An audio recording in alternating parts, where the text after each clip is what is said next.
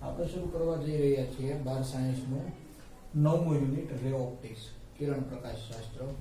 આમ જોવો તો આપણે આ યુનિટ વિશે તમે 10મા ધોરણની અંદર ઘણું બધું ભણીને આવેલા છો, બરાબર. અરીસાનું સૂત્ર ભણીને આવેલા છો, લેન્સનું સૂત્ર ભણીને આવેલા છો. એ બધું પાછું આ યુનિટની અંદર આવવાનું છે. છતાં આ યુનિટ છે એ 12 સાયન્સની અંદર સિલેબસની દ્રષ્ટિએ આપણે કેટલું ઇમ્પોર્ટન્સ છે એ જોવું હોય તો જોઈએ કે જેડબલની એક્ઝામની અંદર આ યુનિટમાંથી એક ક્વેશ્ચન હોય છે ને હોય જ છે, બરાબર. નીટની વાત કરીએ તો નીટની એક્ઝામની અંદર આ યુનિટમાંથી 3 થી 4 ક્વેશ્ચન્સ હોય છે. ગુજકેટની વાત કરીએ તો ગુજકેટની એક્ઝામની અંદર આ યુનિટમાંથી ઓછામાં ઓછા 3 ક્વેશ્ચન હોય છે, બરાબર. અને ગુજરાત બોર્ડની વાત કરીએ તો ગુજરાત બોર્ડની અંદર આ યુનિટમાંથી 10 માર્ક્સનું વેઇટેજ છે. એટલે આમ ગણીએ તો બહુ જ આઈએમપી એવું યુનિટ કહેવાય. 12 સાયન્સના સિલેબસની દ્રષ્ટિએ આપણે જોઈએ તો બહુ વધારે પડતું ઇમ્પોર્ટન્સ છે આ યુનિટનું, બરાબર. પણ અત્યારે આપણે જે સિલેબસની અંદર યુનિટ જ્યાંથી સ્ટાર્ટ થાય છે સીધું અંતર્ગોળ અરીસાથી શરૂઆત થાય છે, બરાબર. પણ આપણે એના કરતા પહેલા જે 10મા ધોરણની અંદર તમે ભણીને આવેલા છો અને શરૂઆત આપણે જોઈએ તો 4 થી 5 લેક્ચર આપણે જી અને નીટ માટેના સ્પેશિયલ ટોપિક ઉપરથી આપણે આગળ પછી રેગ્યુલર બેઝ ઉપર યુનિટ શરૂ કરશું, બરાબર.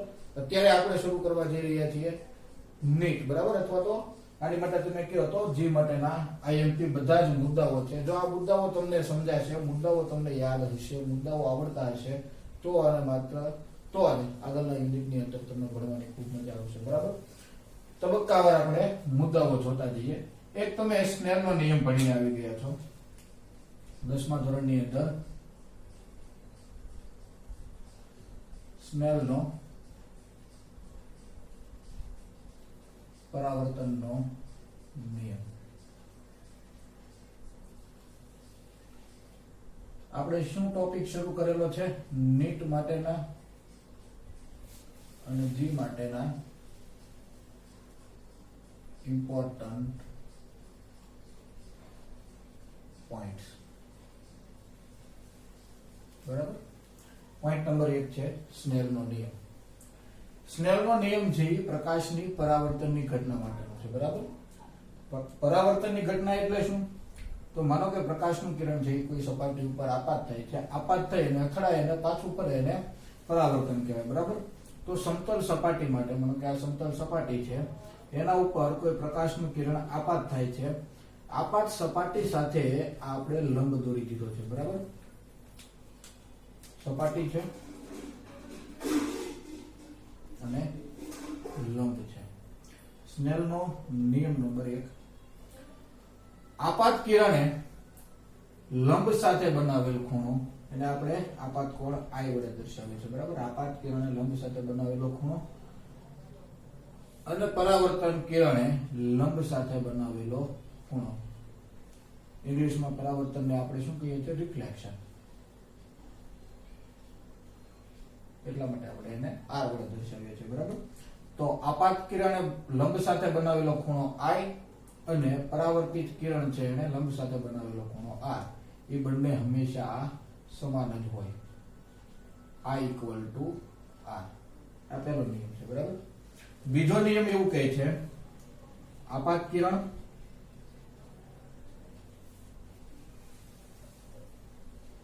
પરાવર્તિત કિરણ અને સપાટીને દોરેલ લંબ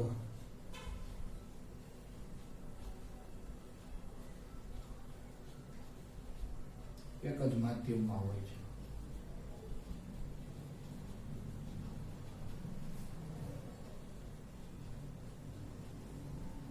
આનો શું મતલબ થાય કે માનો કે આ હવા માધ્યમ છે, બરાબર. તો આપાત કિરણ છે એ પણ હવામાં હોય, પરાવર્તિત કિરણ છે એ પણ હવામાં હોય છે અને આ લંબ છે એ પણ હવામાં છે. એટલે કે 3 એ 3 છે એક જ માધ્યમની અંદર છે. આપાત કિરણ, પરાવર્તિત કિરણ અને સપાટીને દોરેલો લંબ ત્રણે એક જ સમતલની અંદર હોય છે. તો તો આ બે નિયમ થયા સ્નેલના નિયમ, બરાબર. એ સિવાય હવે આપણે જોઈએ પરાવર્તન. પરાવર્તન પણ બે પ્રકારના હોય છે.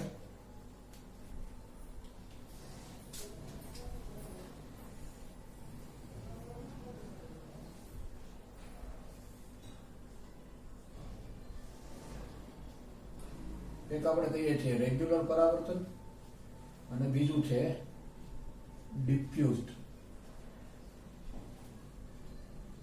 ડિફ્યુઝડ પરાવર્તન અને રેગ્યુલર પરાવર્તન. તો સાદો સમતલ અરીસો તમે જોયો છો, બરાબર ને? આપણે જે ઘરે દરરોજ ઉપયોગ કરતા હોઈએ એ સાદો સમતલ અરીસો છે. સમતલ અરીસો છે એની ઉપરની સપાટી છે એ પરાવર્તક સપાટી છે. એ પરાવર્તક સપાટી છે એ સમતલ હોય છે ને એટલા માટે જ્યારે આપાત કિરણો એના ઉપર, જ્યારે પ્રકાશના કિરણો એના ઉપર આપાત થતા હોય તો બધા જ પ્રકાશના કિરણો છે એ એક સરખું પરાવર્તન પામતા હોય, બરાબર. અને એના લીધે જ્યારે સમતલ સપાટી દ્વારા પ્રકાશના કિરણનું પરાવર્તન થાય ત્યારે આપણને સ્પષ્ટ એવું પ્રતિબિંબ મળે છે, બરાબર. પણ આપણે વાત કરીએ ડિફ્યુઝડ પરાવર્તન કોને કહેવાય, તો દિવાલની વાત કરીએ, બરાબર. જો માઇક્રોસ્કોપથી દિવાલને જોવામાં આવે તો એનું બંધારણ છે એ આપણને આવું કંઈક ખરબચડું જોવા મળે અને એના લીધે એના ઉપર આવતા બધા પ્રકાશના કિરણ છે એ અલગ અલગ રીતે પરાવર્તિત થયેલા હોય અને એના લીધે પરાવર્તિત કિરણો છે એ કોઈ એક સરખી સ્પષ્ટ ભાત બનાવતા નથી. એટલે આપણને આપણું પ્રતિબિંબ છે એ દિવાલની અંદર સ્પષ્ટ દેખાતું નથી, પરંતુ સમતલ અરીસાની અંદર જોઈએ તો આપણને આપણું પ્રતિબિંબ છે એ સ્પષ્ટ દેખાય છે, બરાબર. તો આ વાત થઈ પરાવર્તનની, બરાબર. બે પ્રકારના પરાવર્તન છે, રેગ્યુલર પરાવર્તન અને ડિફ્યુઝડ. રેગ્યુલર છે એ સાદા આપણે સમતલ અરીસાનો ઉપયોગ કરશું પરાવર્તન સમજવા માટે અને ડિફ્યુઝડ પરાવર્તનનું એક્ઝામ્પલ છે દિવાલ દ્વારા થતું પરાવર્તન, બરાબર.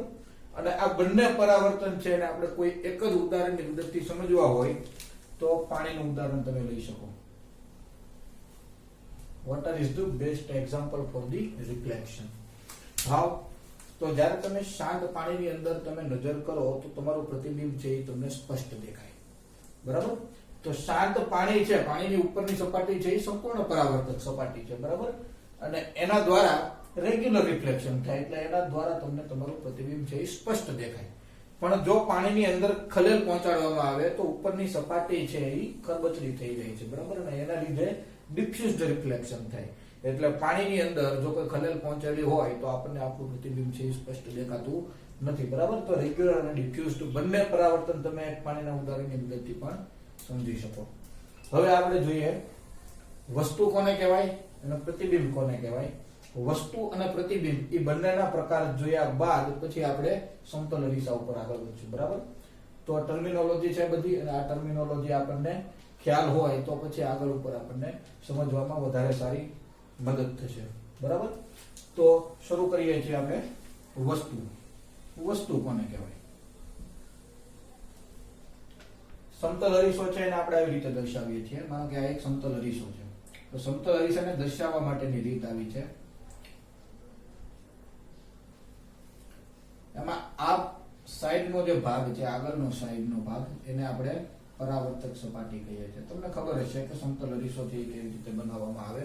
તો કાચની સમતલ સપાટી લીધેલી હોય ને એની પાછળના ભાગની અંદર સિલ્વર કોટિંગ કરેલું હોય, બરાબર. તો આ સિલ્વર કોટિંગ કરેલો ભાગ છે એટલે આ પરાવર્તક ભાગ છે. આ બાજુ કોઈ વસ્તુ હશે તો આપણને એનું પ્રતિબિંબ દેખાશે. તો આ સમતલ અરીસો છે અને એની આગળ આપણે કોઈ એક વસ્તુ રાખેલી છે, બરાબર. વસ્તુ કોને કહેવાય? તો અરીસા ઉપર આપાત કિરણો છે એ કોઈ બિંદુ આગળ કેન્દ્રિત થતા હોય અને ત્યાં જે રચના બનતી હોય એને આપણે વસ્તુ કહીએ છીએ. માનો કે અહીંયાથી આપણે પ્રકાશના કિરણો છે એ અરીસા ઉપર આપાત થાય છે, બરાબર. તો આ આપાત કિરણો છે એ જે બિંદુ આગળ કેન્દ્રિત થતા હોય ત્યાં બનતી રચના એને આપણે વસ્તુ કહીએ છીએ, બરાબર. વ્યાખ્યા લખ્યું હોય તો આવી રીતે લખી શકીએ. આપાત કિરણોના સંપાતીકરણથી બનતી રચના એને આપણે વસ્તુ કહીએ છીએ. ખાસ એક વાત યાદ રાખો કે વસ્તુ છે એને હંમેશા સમજવા માટે એક આપાત કિરણ છે એ મદદરૂપ છે. આપાત કિરણ છે એ ક્યાંથી આવે છે એ જો તમને સમજાય છે તો વસ્તુ કોને કહેવાય અને પ્રતિબિંબ કોને કહેવાય એ તમને બહુ વધારે સારી સ્પષ્ટ રીતે સમજાય છે. બરાબર? કેમ કે એક વખત તમને વસ્તુ અને પ્રતિબિંબ બંને વચ્ચેનો ભેદ સ્પષ્ટ થશે પછી જ આગળના એક્ઝામ્પલ છે એ તમને વધારે સારી રીતે આવડશે. નહીતર પછી આગળ જતા કન્ફ્યુઝન થશે કે વસ્તુ કોણ છે અને પ્રતિબિંબ કોણ છે. એટલે વસ્તુને સ્પષ્ટ રીતે અલગ કરવા માટે આપણે એક જ શબ્દ ઉપર ખાસ ધ્યાન દેવાનું કે આપાત કિરણ. આપાત કિરણથી જે રચના બને એને આપણે વસ્તુ કહીશું. બરાબર? આપાત કિરણો જે જગ્યાએથી કેન્દ્રિત થતા હોય, જે જગ્યાએથી કેન્દ્રિત થઈને આવતા હોય અથવા આવી અને કોઈ બિંદુ આગળ કેન્દ્રિત થતા હોય તો આપાત કિરણના સંપાતીકરણથી જે રચના બને છે એને આપણે વસ્તુ કહીએ છીએ. બરાબર? પ્રતિબિંબ કોને કહીએ છીએ આપણે પછી જોઈશું. પણ વસ્તુ તો વસ્તુ છે એ પણ આપણે બે પ્રકારે વિભાજિત કરીએ છીએ. વસ્તુ બધી વખત આપણે ઓબ્જેક્ટ ને ઓ વડે દર્શાવશું. બરાબર? વસ્તુને ઇંગ્લિશ ની અંદર ઓબ્જેક્ટ કહેવાય. તો બે પ્રકારના ઓબ્જેક્ટ હોય છે, વાસ્તવિક ઓબ્જેક્ટ અને આભાસી. વાસ્તવિક અથવા તમે રિયલ કહો છો અને બીજું છે આભાસી. એને આપણે ઇમેજનરી કહીએ છીએ ઇંગ્લિશની અંદર. રિયલ ઇમેજ કોને કહેવાય? તો રિયલ ઇમેજનું એક બેસ્ટ એક્ઝામ્પલ અહીં આપણે બતાવી દીધું છે કે પ્રકાશના કિરણ જો વાસ્તવની અંદર કોઈ બિંદુ આગળથી કેન્દ્રિત થઈ અને અરીસા ઉપર આપાત થતા હોય તો જે રચના બનતી હોય એને આપણે વાસ્તવિક વસ્તુ કહીએ છીએ. બરાબર? આપાત કિરણો અહીંયા હકીકતમાં આ બિંદુ આગળથી કેન્દ્રિત થયેલા છે. આભાસી વસ્તુ કોને કહેવાય? તો માનો કે અહીંયા સમતલ એક અરીસો છે. આ સમતલ અરીસા ઉપર અનંત અંતરેથી પ્રકાશના કિરણો આવે છે. બરાબર? સૂર્ય તરફથી આવતા પ્રકાશના કિરણ પણ આપણે કહી શકીએ. એક પ્રકાશનું કિરણ છે એ અહીંયાથી આવે છે અને બીજું પ્રકાશનું કિરણ છે એ આ તરફથી આવે છે. તો છે બંને આપાત કિરણ. હવે આ ભાગની અંદર આપણે જોઈશું તો આ આપાત કિરણ છે એ આગળના ભાગમાં કોઈ બિંદુ આગળ કોઈ દિવસ સંપાત થવાનો નથી, કોઈ બિંદુ આગળ ભેગા થશે નહીં. બરાબર? એટલે આ બાજુ અરીસાની સામેના ભાગની અંદર વસ્તુનું વાસ્તવિકમાં અસ્તિત્વ છે નહીં. બરાબર? તો અહીંયા આપણે વસ્તુ એનું ઇમેજ કરવી હોય કે વસ્તુ કેવી હોય અથવા કેવી હશે તો એની માટેની એક રીત છે કે આ પ્રકાશના કિરણ છે ને આપણે અરીસાની પાછળના ભાગની અંદર લંબાવીએ. પાછળના ભાગની અંદર લંબાવતા કોઈ એક બિંદુ આગળ આ આપાત કિરણો છે એ કેન્દ્રિત થતા હશે. બરાબર?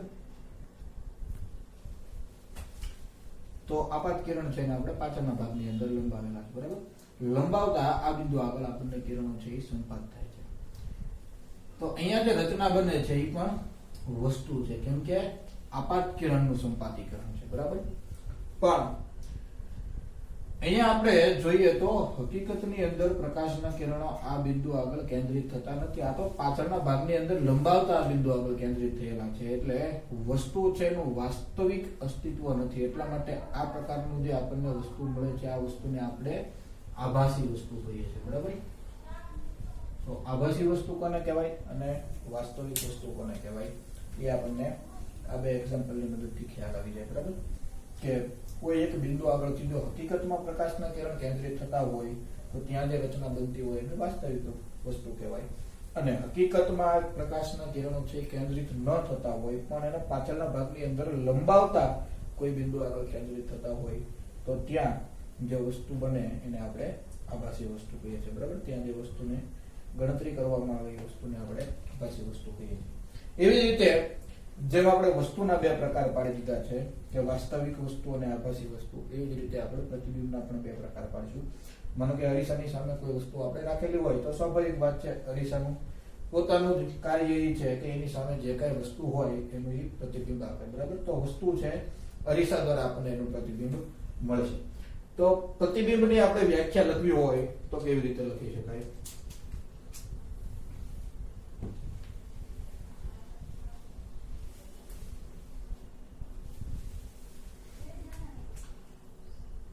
અહીંયા આપણે કયા શબ્દનો ઉપયોગ કરેલો હતો?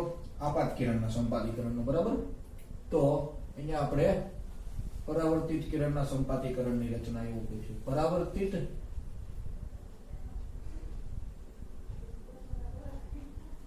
કિરણોના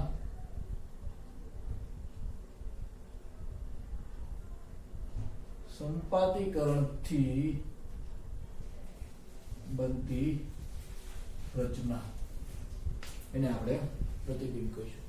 પ્રતિબિંબ છે એ કેટલા પ્રકારના? પ્રતિબિંબ છે એ પણ બે પ્રકારના છે, બરાબર. પ્રતિબિંબને ઇમેજ કહેવાય, ઇંગ્લિશની અંદર આપણે એને ઇમેજ કહીએ છીએ. એટલે હવે જે કઈ જગ્યાએ આપણે આકૃતિની અંદર ઇમેજને દર્શાવવાની હશે તો આઈ વડે દર્શાવશું, અને વસ્તુને દર્શાવવાની હશે તો ઓબ્જેક્ટ ઓ વડે દર્શાવશું, બરાબર. પ્રતિબિંબ કોને કહેવાય? જોઈ લીધું આપણે પરાવર્તિત કિરણોથી બનતી રચના, બરાબર. માનો કે અહીંયા કોઈ આપણે પ્રતિબિંબના પહેલા પ્રકાર જોઈ લઈએ. પ્રતિબિંબના પણ બે પ્રકાર છે.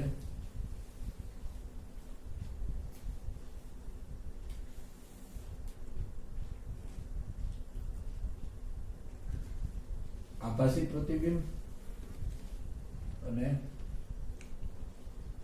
વાસ્તવિક પ્રતિબિંબ.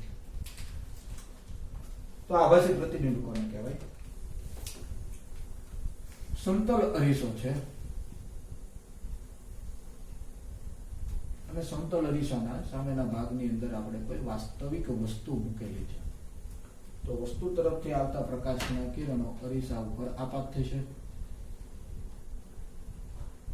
પરાવર્તિત થશે, બરાબર. સ્નેલના નિયમનું પાલન થાય.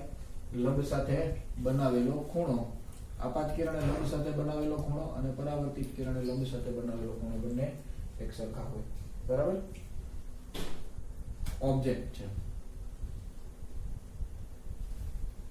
બીજું પ્રકાશનું કિરણ છે, અરીસા ઉપર આપાત થાય છે, પરાવર્તિત થઈને આ ભાગની અંદર પાછું પડશે. તો પરાવર્તિત કિરણ છે, એક આ કિરણ છે પરાવર્તિત અને બીજું આ પરાવર્તિત કિરણ છે. આ પરાવર્તિત કિરણ જે કોઈ બિંદુ આગળ ભેગા થતા હોય તો જે રચના બને એને આપણે પ્રતિબિંબ કહીએ છીએ. તો અહીંયા જોઈશું તો વાસ્તવિક ભાગની અંદર, પાછળના ભાગની અંદર કોઈ દિવસ આ પ્રકાશના કિરણો છે એ સંપાત થવાના નથી. એટલે આપણે જેવી રીતે આભાસી વસ્તુ માટે જોયું એવી જ રીતે અહીંયા પણ પ્રકાશનું કિરણ છે એને પાછળના ભાગની અંદર લંબાવીએ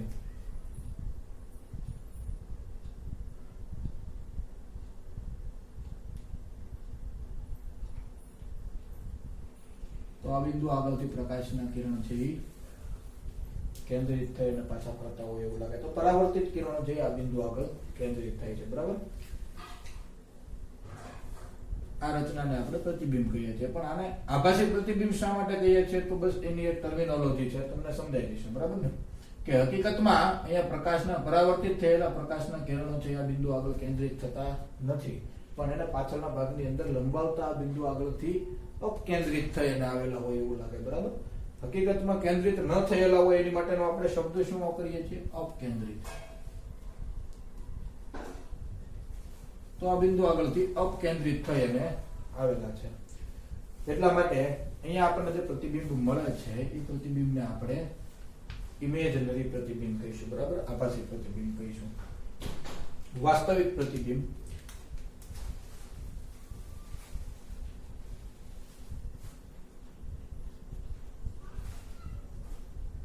માનો કે સમતલ અરીસો છે, મિરરને આપણે એમ વડે દર્શાવીએ છીએ, બરાબર. અનંત અંતરે જે આવતા પ્રકાશના કિરણો આ આપાત કિરણ છે. અરીસા ઉપર અહીંયા આપાત થઈ છે અને આ પણ એક આપાત કિરણ છે, આવી રીતે આપાત થઈ છે. અહીંયા હતી એની જ વાત છે. આ આપાત કિરણ છે એને પાછળના ભાગની અંદર લંબાવતા આ બિંદુ આગળથી કેન્દ્રિત થઈને આવેલા હોય એવું લાગે છે. એટલા માટે આ વસ્તુ છે એને આપણે કેવી વસ્તુ કહીએ છીએ? આભાસી વસ્તુ. અરીસા દ્વારા આપાત કિરણ છે એનું પરાવર્તન થશે. પરાવર્તિત કિરણો છે લંબ સાથે બનાવેલો ખૂણો, સ્નેલના નિયમનું પાલન થશે. પરાવર્તિત કિરણ આ તરફ આવે છે અને આના દ્વારા જે આ કિરણ છે એનું અરીસા દ્વારા પરાવર્તન થયેલું છે એ કિરણ પણ આ તરફ આવે છે. તો પરાવર્તિત કિરણ છે એ કોઈ આ બિંદુ આગળ કેન્દ્રિત થાય છે, બરાબર. આને આપણે ઇમેજ કહીએ છીએ. અને કેવી ઇમેજ છે? વાસ્તવિક ઇમેજ છે, બરાબર. કેમ કે હકીકતની અંદર વસ્તુ દ્વારા જે પ્રકાશના કિરણો છે એ અરીસા વડે પરાવર્તિત થઈ અને આ બિંદુ આગળ કેન્દ્રિત થયેલા છે. વાસ્તવની અંદર આ પ્રકાશના કિરણો આ બિંદુ આગળ કેન્દ્રિત થયેલા છે, એટલા માટે પરાવર્તન દ્વારા જે અહીંયા રચના બનેલી છે અને આપણે શું કહીએ છીએ ઇમેજ.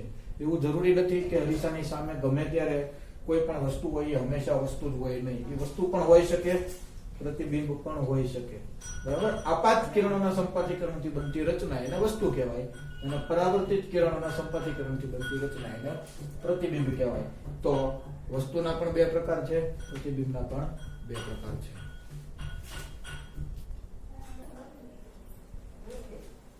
તો વસ્તુ કોને કહેવાય, પ્રતિબિંબ કોને કહેવાય, બરાબર. હવે આપણે સમતલ અરીસા માટેના અગત્યના મુદ્દાઓ જોવા છે. પહેલા આપણે જોઈ લઈએ સમતલ અરીસો કોને કહેવાય અને પછી આપણે એની માટેના ઘણા બધા મુદ્દાઓ જોવા છે.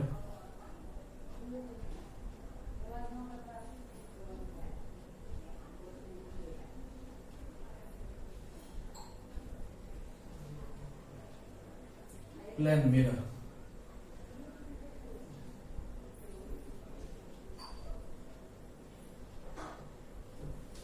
કેવી રીતે બનાવવામાં આવે છે? તો કાચની એક પરાવર્તક એવી લીસી સપાટી હોય, એના પાછળના ભાગની અંદર ચાંદીનો ઢોળ ચડાવેલો હોય, બરાબર. એને આપણે સિલ્વર કોટિંગ કહીએ છીએ.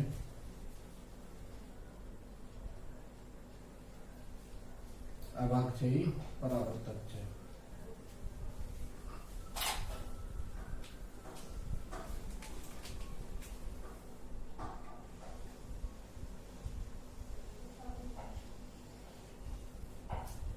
તો મુદ્દા નંબર 1 જોઈ લઈએ. કોઈ પણ વસ્તુ હોય અથવા પ્રતિબિંબ હોય, અરીસાથી કેટલા અંતરે છે, કેવું છે, એની માટેનો ખ્યાલ મેળવવા માટે આપણે ઓછામાં ઓછા બે પ્રકાશના કિરણની જરૂર પડે, બરાબર. વસ્તુ અથવા પ્રતિબિંબને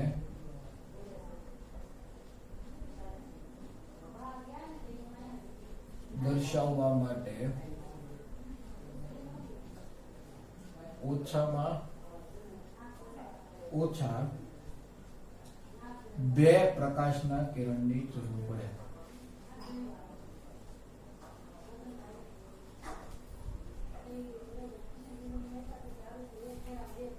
તો અરીસો છે અને અરીસાની સામે કોઈ વસ્તુ છે, બરાબર. તો આ વસ્તુ દ્વારા, વસ્તુનું અરીસા દ્વારા જે પ્રતિબિંબ મળશે, કેટલા અંતરે મળશે, કેવું મળશે, એ આપણે જાણવું હોય તો એક પ્રકાશનું કિરણ છે એ અરીસા ઉપર આપાત કરીએ તો આપણને કોઈ દિવસ માલુમ પડે નહીં, કેમ કે આ પ્રકાશનું કિરણ છે પરાવર્તિત થઈને આ ભાગની અંદર પાછું પડશે, બરાબર ને. કેમ કે આપણે અરીસાની જે સપાટી છે એને લંબ રૂપે પ્રકાશનું કિરણ છે એ આપાત કરેલું છે, અને લંબ રૂપે પ્રકાશનું કિરણ આપાત કરેલું હોય તો લંબ રૂપે જ પરાવર્તિત થઈને પાછું પડે. તો એટલા માટે આ એક પ્રકાશના કિરણની મદદથી આપણને કોઈ દિવસ વસ્તુનું પ્રતિબિંબ ક્યાં હશે અથવા તો પ્રતિબિંબ જે વસ્તુ આપણી પાસે હોય એ પ્રતિબિંબ કઈ વસ્તુનું કેટલા અંતરે છે એ આપણે જાણી શકીએ નહીં, બરાબર. તો એ જાણવા માટે ઓછામાં ઓછા કેટલા પ્રકાશના કિરણની જરૂર પડે? બે પ્રકાશના કિરણની, બરાબર. તો આપાત કિરણ છે પરાવર્તિત થઈને પાછું કરેલું છે અને આને આપણે પાછળના ભાગની અંદર લંબાવીએ. પરાવર્તિત કિરણ છે અને આપણે પાછળના ભાગની અંદર લંબાવીએ. તો આ ઓબ્જેક્ટ છે અને આ ઇમેજ છે. તો ઇમેજને આપણે લોકેટ કરવી હોય, બરાબર. If you want to locate the image of any of the object, we require minimum 2 incident rays. ઓછામાં ઓછા બે પ્રકાશના કિરણની જરૂર પડે, બરાબર. બી, અરીસા દ્વારા આપણને જે વસ્તુનું પ્રતિબિંબ મળશે એ આપણે આગળના પોઈન્ટની અંદર જોયું કે જો વાસ્તવિક વસ્તુ હશે તો એનું પ્રતિબિંબ આપણને કેવું મળશે? આભાસી. અને આભાસી વસ્તુ હશે તો એનું પ્રતિબિંબ આપણને કેવું મળશે? વાસ્તવિક, બરાબર.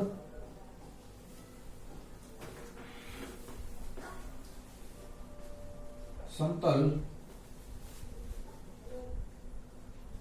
અરીસા દ્વારા વાસ્તવિક વસ્તુનું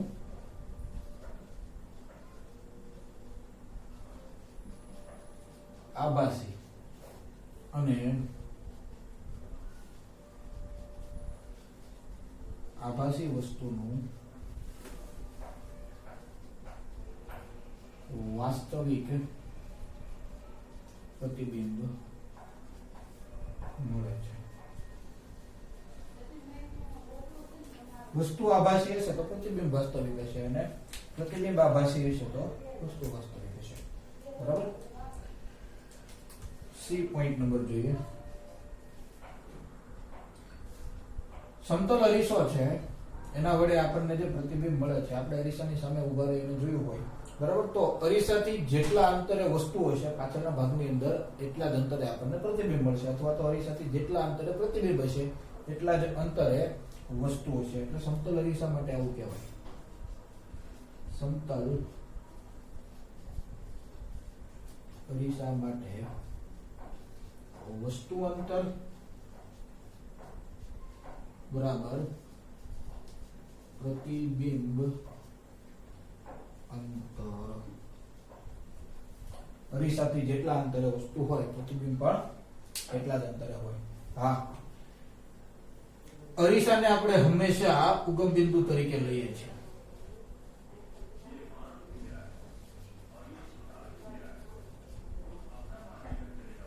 એટલે એક તરફનું અંતર છે એ ધન હશે તો બીજા તરફનું અંતર છે એ ઋણ છે. બરાબર. આના ઉપર આગળ વધીએ તો માનો કે આ સમતલ અરીસો છે, મિરર, આ અંતર છે, અહીંયા વસ્તુ છે. બરાબર. તો આ અંતર છે એને આપણે શું કહીએ છીએ? વસ્તુ અંતર. Distance of object with respect to mirror. અરીસાની સાપેક્ષે વસ્તુનું અંતર, અથવા તમે આમ પણ કહો છો ગુજરાતીમાં કે વસ્તુનું અરીસાની સાપેક્ષ અંતર, XOM. અને સ્થાનાંતર છે એટલે સદિશની નિશાની વડે આપણે દર્શાવીએ છીએ. બરાબર. આ ઉગમ બિંદુ છે. બરાબર. તો અહીંયાથી આપણે આ તરફની દિશા છે ને ધન દિશા લઈ લઈએ છીએ, આ તરફની દિશા છે ને ઋણ દિશા લઈએ છીએ. બરાબર. તો XOM એ આપણે આ કિસ્સાની અંદર કેવું હોય તો નેગેટિવ છે એમ કહેવાય. બરાબર. જેટલા અંતરે વસ્તુ હશે એટલા જ અંતરે આપણને પાછળના ભાગની અંદર પ્રતિબિંબ મળશે, ઇમેજ. બરાબર. એટલે આ અંતર શું છે? XIM. Distance of image with respect to mirror. જો અહીંયા વિથ રિસ્પેક્ટ ટુ લખવું ખૂબ જ જરૂરી છે. બરાબર. કેમ કે હમણાં આપણે એક એક્ઝામ્પલ જોઈશું તો તમને ખ્યાલ આવશે કે અરીસાની સાપેક્ષે વસ્તુનું અંતર અને ગ્રાઉન્ડની સાપેક્ષ અથવા તો અવલોકનકારની સાપેક્ષ આ અંતરો બદલાય છે. બરાબર. એટલે આપણે અહીંયા જે લખેલું છે એ શું લખેલું છે? XOM. એટલે કે distance of object with respect to mirror, distance of image with respect to mirror, and where we are going to take origin at mirror.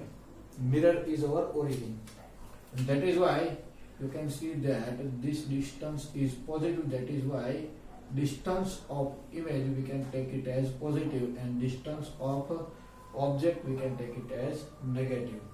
એટલે કે તમે આમ લખી શકો ગુજરાતીની અંદર XIM equal to negative of XOM. અંતરને તમે સદિશ વડે ન દર્શાવો તો પણ ચાલે. તો આપણે માઇનસની નિશાની કરી દીધી છે એટલે હવે કઈ સદિશ દર્શાવવાની જરૂર છે નહીં. બરાબર. XIM is equal to negative of XOM. તમે આમ પણ લખી શકો. એવું જરૂરી નથી કે આને આપણે ઉગમ બિંદુ કહીએ. બરાબર. ઘણી વખત એવું પણ બને કે અરીસો પણ ઉગમ બિંદુથી અમુક અંતરે હોય તો આપણી આગળ આ સૂત્ર છે.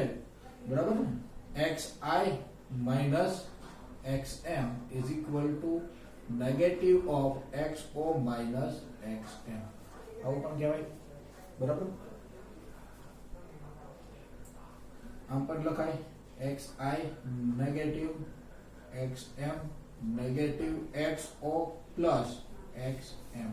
અને XM આ બધું જાય તો પ્લસ થાય, implies XI is equal to minus XO plus 2 XM.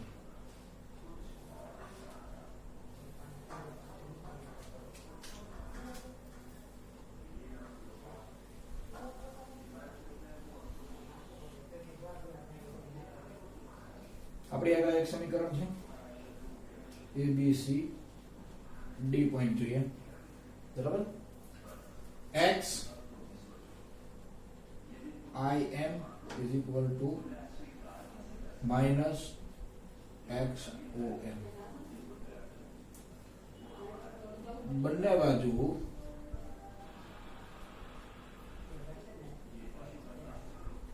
સમયની સાપેક્ષ વિકલન કરતા સમયની સાપેક્ષ આપણે અંતરનું વિકલન કરીએ એટલે આપણને ખબર છે શું મળે છે આપણને ઝડપ મળે છે અથવા તો વેગ પણ તમે કહી શકો સદિશ નિશાની છે એટલે આપણે વેગ કહીશું બરાબર d by dt of x I m equal to minus d by dt of x o m આમ લખી શકાય v I m is equal to minus v o m જેટલી ઝડપથી વસ્તુ છે એ અરીસા તરફ ગતિ કરશે એટલી ઝડપથી પ્રતિબિંબ પણ અરીસા તરફ ગતિ કરશે જેટલી ઝડપ વસ્તુની હશે એટલી ઝડપ પ્રતિબિંબની હશે પણ વસ્તુ છે એની વિરુદ્ધ દિશામાં પ્રતિબિંબની ઝડપ હશે બરાબર તો VIM is equal to minus VOM કહેવાય તો એવી જ રીતે આના માટે પણ આપણે સમીકરણ લખી શકીએ VI minus VM equal to minus VO minus VM બરાબર આગળ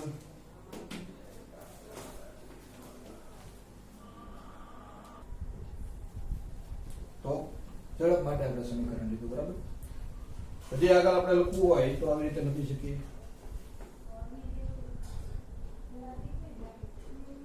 V I m equal to minus V O m velocity of image with respect to mirror equal to negative of velocity of object with respect to mirror આનું પણ હજી એક વખત આપણે સમયની સાપેક્ષ વિકલન કરીએ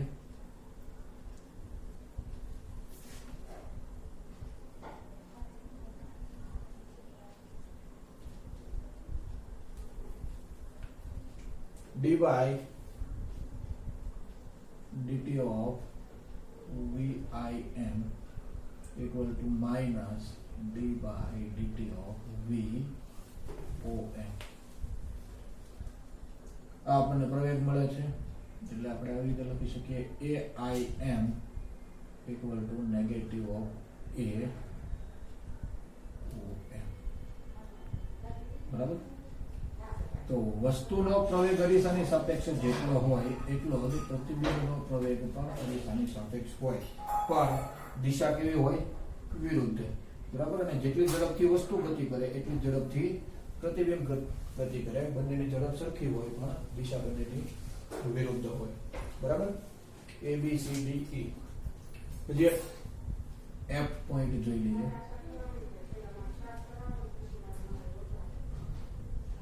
સમતલ અરીસા વડે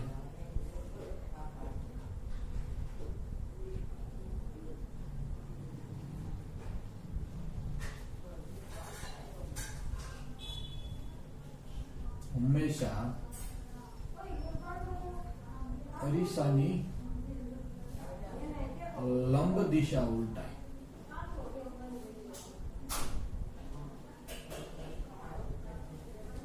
સમતલ અરીસો છે બરાબર તો વસ્તુ આપણે અત્યાર સુધીના જે કઈ એક્ઝામ્પલ લીધા છે એની અંદર વસ્તુને આપણે પોઈન્ટ ઓબ્જેક્ટ તરીકે લીધી છે બરાબર સૂક્ષ્મ વસ્તુ લીધી છે બિંદુવત વસ્તુ લીધી છે પણ માનો કે બિંદુવત વસ્તુ ન હોય તો અરીસા વડે છે એ હંમેશા અરીસાની લંબની બાજુ છે એ ઉલટાય માનો કે આ સમતલ અરીસો છે અને કોઈ ચોરસ વસ્તુ છે A B C અને D આ બિંદુ છે બરાબર તો આ વસ્તુનું જે પ્રતિબિંબ આપણને મળશે પ્રતિબિંબની અંદર એની લંબ બાજુ છે એ જ બદલાશે આપણે આના બે ભાગ પાડી દઈએ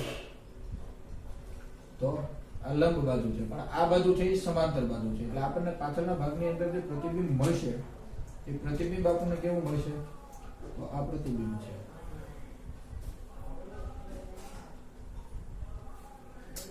A prime, B prime, B prime અને C પ્રાઇમ. તમે જોશો તો લંબ બાજુ બદલાય છે, પણ સમાંતર બાજુ AD ઉપર હતા તો અહીંયા પણ A પ્રાઇમ અને D પ્રાઇમ ઉપરની બાજુ છે. BC નીચે હતા તો અહીંયા પણ B પ્રાઇમ અને C પ્રાઇમ નીચેની બાજુ છે. બરાબર. તો અરીસાની સમાંતર બાજુ છે એ બદલાતી નથી, અરીસાની લંબ બાજુ બદલાય. A prime, A prime, sorry A prime, D અને D પ્રાઇમ લંબ બાજુ છે એમાં ફેરફાર થાય છે. બીજું પણ તમે એક્ઝામ્પલ લઈ શકો. માનો કે સમતલ અરીસો છે એ આવી રીતે છે અને આ વૃક્ષ છે.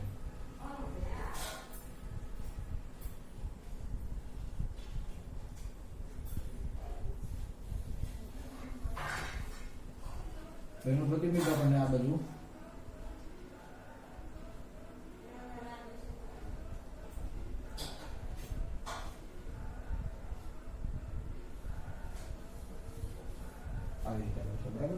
તમને જોતા એવું લાગે કે સમાંતર બાજુ બદલાણી છે, તમને અરીસાની સામેની બાજુથી એને જોશો તો આ A પોઈન્ટ છે તો આ A પ્રાઇમ થાય છે, આ B પોઈન્ટ છે તો આ B પ્રાઇમ થાય છે. બરાબર. આ D પોઈન્ટ છે તો આ D પ્રાઇમ થાય છે. લંબ બાજુ છે એ બદલાય છે, સમાંતર બાજુ બદલાતી નથી. બરાબર. એક એક્ઝામ્પલ જોઈ લઈએ. બહુ મસ્ત એક્ઝામ્પલ છે.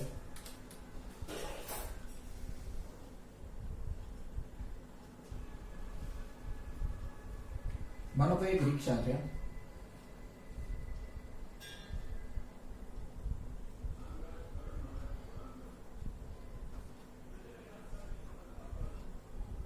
અને રિક્ષા છે એના પાછળના ભાગની અંદર અહીંયા સમતલ અરીસો છે.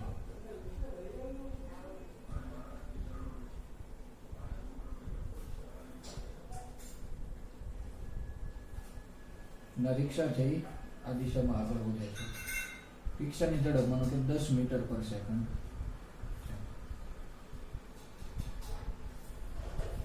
અને પાછળથી એક બાઇક છે જે આવે છે.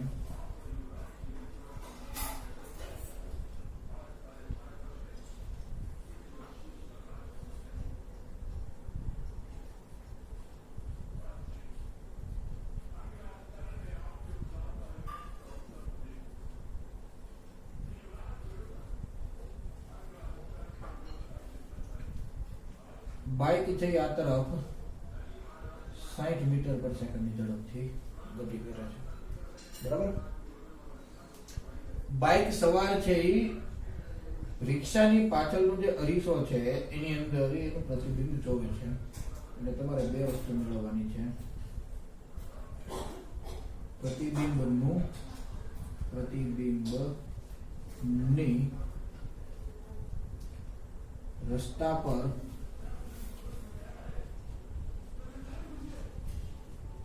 ઉભેલી વ્યક્તિની સાપેક્ષ ઝડપ અને બીજું પ્રતિબિંબની અરીસાની સાપેક્ષ ઝડપ. પ્રતિબિંબની રસ્તા ઉપર ઉભેલ વ્યક્તિની સાપેક્ષ ઝડપ અને પ્રતિબિંબની અરીસાની સાપેક્ષ ઝડપ.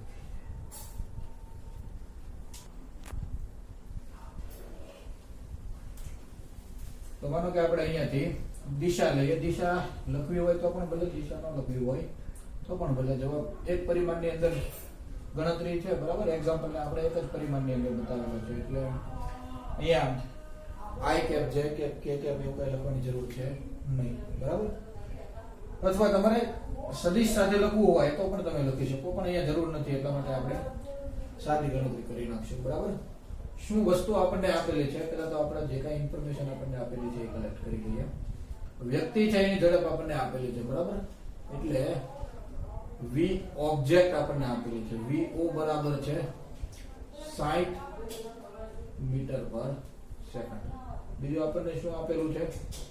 અરીસાની ઝડપ આપેલી છે vm equal to 10 મીટર પર સેકન્ડ.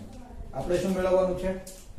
આ જે કાંઈ આપણને ઝડપ આપેલી છે ગ્રાઉન્ડ ઉપર ઉભેલા વ્યક્તિની સાપેક્ષ આપેલી છે, બરાબર? એટલે તમારે ground with respect to ground લખવું હોય તો પણ ભલે, અને વિથ રિસ્પેક્ટ ટુ ગ્રાઉન્ડ લખવાની જરૂર નથી. તમે આમ પણ લખી શકો VOG અને VMG with respect to ground, એટલે કે રસ્તાની સાપેક્ષે ઝડપ આપણને આપેલી છે, પણ ગ્રાઉન્ડ લખવાની જરૂર નથી. એટલે આપણે VO અને VM લખશું, બરાબર? આપણે શું મેળવવાનું છે? એક તો V image with respect to ground એટલે કે VI મેળવવાનું છે, અને બીજું એક આપણે મેળવવાનું છે velocity of image with respect to mirror. તો પહેલા આપણે મેળવી લઈએ velocity of image. Velocity of image મેળવવો હોય તો આપણી આગળ સાદું ઇક્વેશન છે VIM equal to minus VOM implies VI minus VM equal to minus VO minus VM implies VI equal to minus VO plus 2VM. બરાબર? કિંમત મૂકી દઈએ. Minus VO equal to 60 plus 2VM equal to 10 equal to minus 40 metre પર second. તો રસ્તા પર ઉભેલા વ્યક્તિની સાપેક્ષે પ્રતિબિંબની ઝડપ આપણને મળી ગઈ, અને એ કેટલું છે? 40 મીટર પર સેકન્ડ. આમના પર તમને એ સમજાય છે? જો તમે સાદું લોજિક ચલાવી અને ગણતરી કરવાની ટ્રાય કરો તો પણ તમને સમજાય જાય કે 10 મીટર પર સેકન્ડની ઝડપથી રિક્ષા આગળ જાય છે અને 60 મીટર પર સેકન્ડની ઝડપથી પાછળથી બાઇક આગળ જાય છે, બરાબર? તો રસ્તા પર ઉભેલો વ્યક્તિ છે, પહેલા તો અંદરની ગણતરી કરો તો જેટલી ઝડપથી આ રિક્ષા છે એ આગળ જતી હશે એટલી ઝડપથી અરીસો પણ આગળ જાય છે, એટલે પ્રતિબિંબ છે એની 2 ગણી ઝડપ એની કરતા રિવર્સ થઈ જશે, બરાબર? તો 60 minus 20 કરો તો તમને 40 મળે, અને એ પણ ડાયરેક્શન કેવી હોય? ઓપોઝિટ. અને એમ ગણતરી ન કરવી હોય તો આપણે આગળ સૂત્ર સાદું અને સિમ્પલ સૂત્ર છે, બરાબર? સીધી કિંમત મૂકો એટલે તમને પ્રતિબિંબની ઝડપ મળી જાય. હવે આપણે શું મેળવવાનું છે? પ્રતિબિંબની અરીસાની સાપેક્ષ ઝડપ VIM equal to VI minus VM. VI એટલે -40 અને VM એટલે minus VM એટલે 10 equal to -50 મીટર પર સેકન્ડ.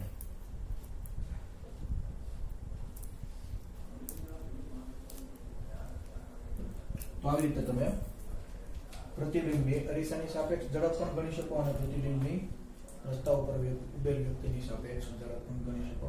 માનો કે તમને બંનેના પ્રવેગ આપેલા હોય, ઝડપની જગ્યાએ પ્રવેગ આપેલા હોય તો આપણે એનો પ્રવેગ ઉપર સમીકરણ છે, એ સમીકરણનો ઉપયોગ કરીને તમે પ્રવેગની પણ ગણતરી કરી શકો.